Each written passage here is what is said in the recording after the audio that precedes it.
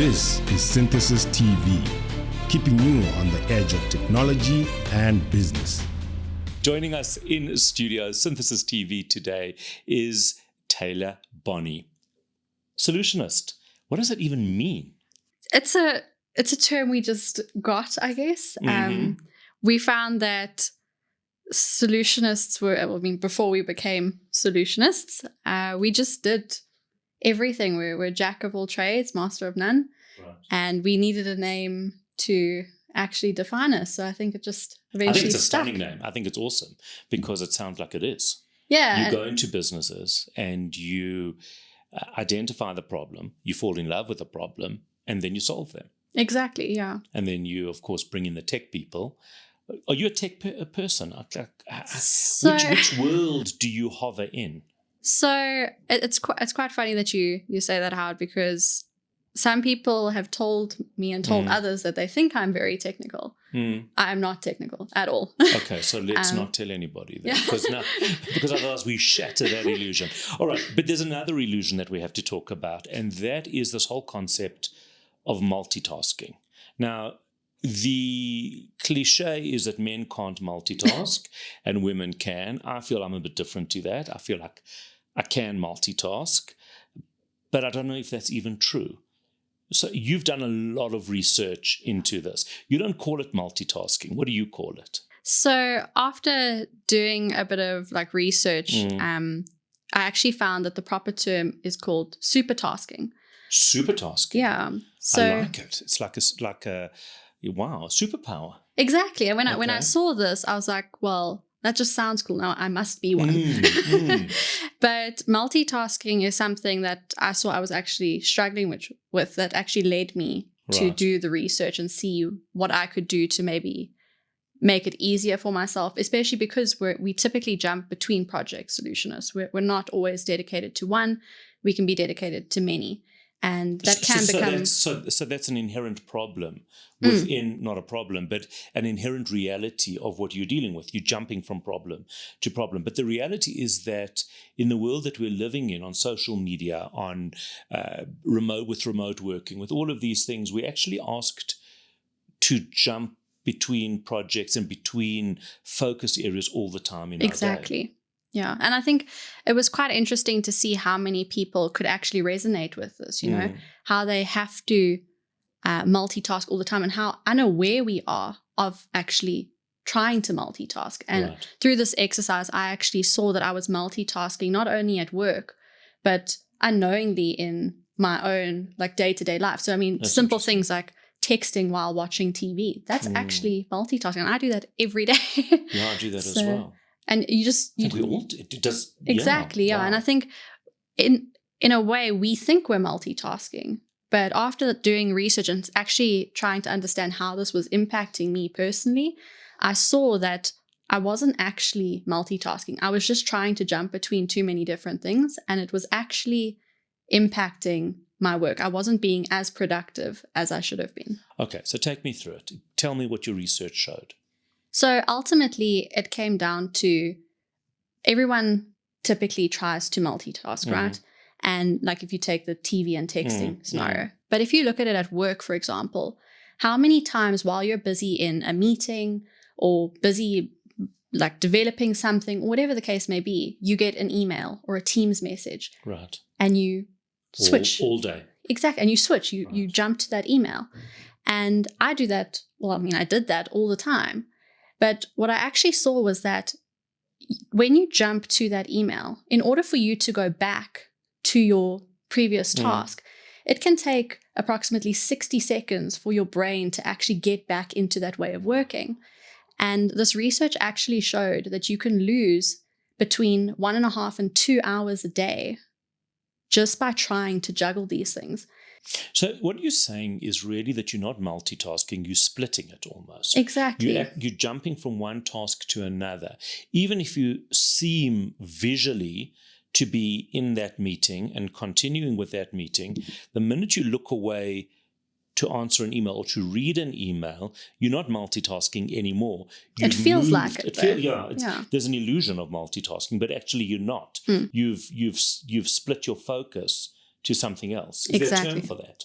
So, I mean, you can call it context switching, I guess. Context. Because you're trying to switching. gain I like context in your meeting, but then you might be reading an email completely unrelated to that meeting on a separate issue. So, and the challenge is that your brain actually needs time to like start reset. Thinking about that. Exactly. Yeah. And the best way to actually do this is for you to split those tasks to use different sides of your brain.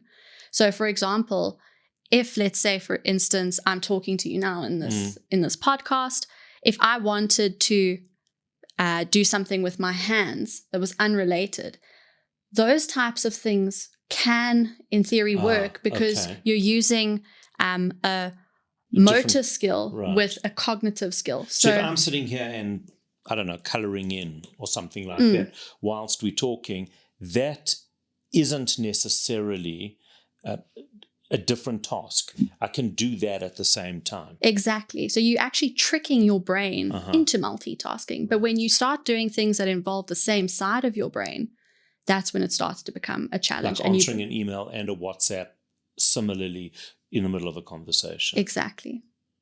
That is very, very... And you said we lose how long in a day? 1.5 hours? Yeah, 1.5 to 2 hours a Just day. Just resetting. So that's the time that you lose being productive. But it goes further than that, right? So when you're trying to context switch or trying to multitask on these different things, it's actually impacting your cognitive abilities because you actually experience a decline in your IQ levels when trying to multitask. And some research has also shown that it can decrease your brain density or result in memory problems. So it's actually a really big thing for you as a human. You know, it's impacting you, not only your company, because there's obviously a cost to company associated with that loss of time that you've got to now make up for, but it's also impacting you as a person and maybe your mental state. So what's interesting is I read an article earlier today, I think it was the Wall Street Journal, where they spoke about memory loss during and following the COVID pandemic. And they spoke about the reasons why people are struggling with names, with some of the basic things. And I wonder if it isn't because of this as well, because when we're at home, remote working, we've got things happening around us. So we're in a meeting and then we're telling somebody, you know, that hardy-dart to pipe down. And then, but we are doing all these different things at the same time. And we're not in a meeting. So when we used to sit in a meeting in front of people, you couldn't go and answer other emails because that's rude. But now you're sitting in a meeting and somebody else is talking, maybe your camera's not on, you can do that. So we're switching all the time. And I wonder if it hasn't impacted on our memories. I wouldn't be surprised because, I mean, we've been forced into this new way of working. And while we think it's maybe being more productive, but we also see that people are working longer hours. And is that because we're actually at home all the time, so you never leave your office in theory? Or is it because we're actually not spending our time on the right things and being as productive as we should be? So what should we be doing? So what I found works for me, and obviously this will vary from person to person, right? There's no one size fits all. But I've seen that actually dedicating specific time slots and grouping certain activities together really helps. So let's say, for example, in the morning, I need to check my emails. I'll dedicate a set time for those emails and I'll check those emails across all the different projects that I'm on. So if I'm using multiple accounts, I'll do it for all of them and then come up with a to-do list. Your email time. Checking time. Exactly. And if I have a situation where, let's say I have to be split across various projects, I try and dedicate a project per day. So I'll be on project A on Monday, Wednesday, Friday, and project B on Tuesday and Thursday. Of course, it's not always realistic because you could want to work on project A, but something goes wrong on project B, and you've got to attend to it. So it's not a perfect. It's never a perfect answer, but grouping, in other words, minimize the time that you're switching. Exactly. That's your big thing. But also setting goals for yourself can also help, right? So let's say, for instance, you've been tasked with something that's massive. It's not going to take you a short amount of time, but your to-do list is a mile long. You've got all these things to do and simply not enough time in a day to do it. if you set yourself reasonable goals, so you break those tasks down and you say, by X time, I want to achieve that. When you reach that time, make sure that you've at least broken that task down small enough so that you can achieve it. And when you reach that time, you can move on comfortably to the next task. Can we train ourselves to context switch better? And the reason I ask that is I've noticed I have a morning show, and on that morning show, I'm going from guest to guest to guest to guest. Now, it's a similar task. I get that. I'm talking to somebody, I'm interviewing, but sometimes the subjects are very, very varied, and something light to something very heavy to something political and I have to switch all the time. And to some extent, it has improved my ability to do that. Can we train ourselves to context switch better? 100%. So the brain is like any other muscle, right? If you spend enough time training it, it will develop over time. So you've just got to take that time and condition it. So there are tests that you can do to see if you are, or if you have a high cognitive ability, because people who tend to have a high cognitive ability tend to be better at multitasking, because even though not many people can, or we think we can, but we're just not actually doing it, there are people out there who take up a very small percentage of the population globally. But these people can multitask, and either they're born with it, or you can condition your brain to think a certain way so that you can actually multitask better. Absolutely fascinating. That's all we do have time for, because we do need to context switch to something else.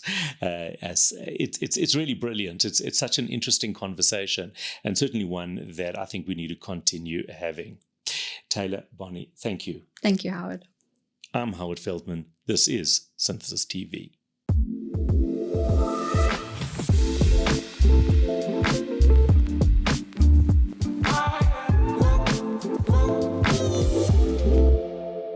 Welcome back to Synthesis TV. I'm Howard Feldman. Joining me in studio today is Marais Neethling. So he is a principal of artificial intelligence on the intelligence data team at Synthesis. Now, Marais, that's a hell of a mouthful. Do you even understand what you do? Yes, well, I hope so. The primary objective, I suppose, for the principal is to lead the team, to understand, artificial intelligence and where we can apply that to our customers, in which domains and which tasks we can automate using artificial intelligence. Okay, so we'll talk about those examples in a minute, but let's just start off with something that I'm a little bit concerned about and a bit obsessed with, and that is this whole concept of deep fake, because I spend a lot of my time trying to figure out what is fake news and what isn't fake news. Yes. And all of a sudden we get these deep fake video clips, and I find it very difficult to know what isn't real. Is there a way to know? Yeah, and it's a very difficult thing, because, as artificial intelligence practitioners and researchers, what do we actually try and do? We try and create artificial intelligence that mimics, certain cognitive processes in the human brain, right, in order to achieve, human level intelligence. Ultimately, that's where we want to go. Right. And so by definition, it would become more and more difficult to distinguish from human-created content, from machine-created content. The metrics we use when we create these models are based on human tasks and how would a human respond to something like this. So when it comes to deep fakes in particular, it used to be easy to identify by looking at pictures and looking at details in those pictures, maybe of a face that has been created or a video. And so deepfake, just for anybody who doesn't know, is effectively we could be watching, I don't know, Joe Biden speak, but actually it isn't him. That's right. Correct. So it looks like him, sounds like him, his intonations are his, but it's not him. But it's not him. So we used to be able to go and look and scrutinize those pictures visually, and you might find inconsistencies in color, in the way certain things are drawn by the artificial intelligence, and then really easily spot a fake. But we may have reached that that point where this uncanny valley has been crossed, has been bridged, really. So the uncanny valley is that point where humans go, well, something doesn't feel right. I can see this is not real. I can't put my finger on it, what it is, but I know it's not real. It's a term used in robotics. It's used a lot there. When you try and create a robot that looks like a human, but it just doesn't act like a human yet. Off. Yeah. You still, and it might be the materials the robot is made out of, or the way it acts. You can see it's just not real. But with deepfakes, I've seen a lot of great videos where you probably, on first glance, you don't even get that feeling that something is off. And the thing is that, it becomes very difficult to then try and detect it. There may be technical ways to detect it after sort of just your human intuition. But that doesn't help people. That doesn't help people at all. It only helps people in the field. Indeed. If I'm watching it, or if somebody else is watching it, we don't. And as you said, and I think that's quite interesting, is that there's normally an alert. Something in our brain is telling us that this is not 100%. But with deepfakes, there really isn't. And in fact, I'd love to talk about that example, that horrible, horrible experiment that you did with me. Maybe you can... The Howard bot. Yeah, the Howard bot. They tried to replace me. They did try to replace me. And I must tell you that it was so successful that I couldn't tell the difference. Effectively, it's a language tool, right? Yeah. What was this? So Howard is a writer as well. Some of the things he does. And recently, what we call the large language models in natural language understanding has really improved by leaps and bounds. And it got to the point where we were able to take a lot of how it is written in the past and fine-tuned a foundational model to produce content in Howard style. So write like Howard would write, use the words and the phrases he would use. So by just showing the model how it is written in the past, we can now ask it and prompt it to write new content, and it'll produce content in our style. And so what they did was they gave it, a number of topics, because we tried it a few times. The first time they did this, they gave me an article, and I read this, and I couldn't remember having written it, but it was definitely something that I wrote. And that's how good it was. It was my language style, and I do have a fairly distinct way of writing. But it was really frightening, not only because I'd be out of a job, but because it's very difficult to tell the difference. And if I can't tell the difference with my own stuff, how's anybody else meant to be able to do that? Exactly. So on the surface of it, we can't use, the same uncanny valley existed for language models, where you would really, by just reading a few sentences of the text, really spot the errors in maybe not grammatical errors, but in syntax and cohesiveness of the text. There'd be something to give it away. There would be something to give it away. Right. The text wasn't cohesive or doesn't really make sense. And the models have now really gotten so good that it produces cohesive text. So really, we should start looking deeper now into the semantics of what it's writing, and probably, get to the point where we also interrogate this content that was created, like we do with content from fake news articles produced by humans. You need to look at it at that level. So people would obviously now need to start fact-checking almost everything, because, you can't detect it mechanically, the difference between humans and computers. Which brings me to another thing. I mean, these models, or the researchers, are creating what we call multimodal models. So it's not models that can only produce text, but maybe visuals as well. A lot like the deepfakes we just spoke about.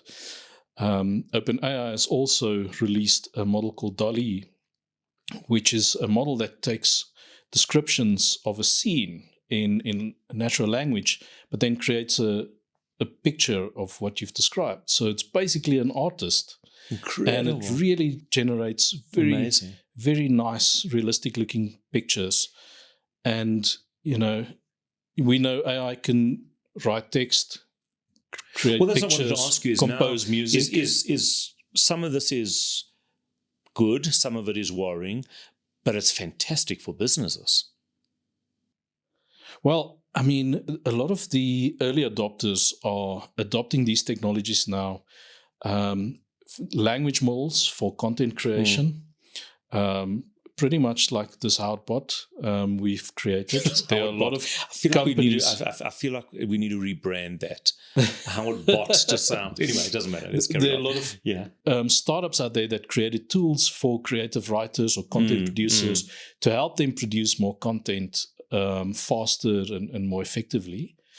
People are saying something like Dall-E 2 is going to also kill the illustration industry almost, if you want to go. Of course. Because anyone can be an illustrator, Right, because you can just by take describing take what's what you written want and then you translate it to see. to something visual. Yes. So if you are writing a book or a children's book, for example, and you need illustrations to accompany your book, you can almost just feed it the text of your book and it'll produce, illustrations for your book.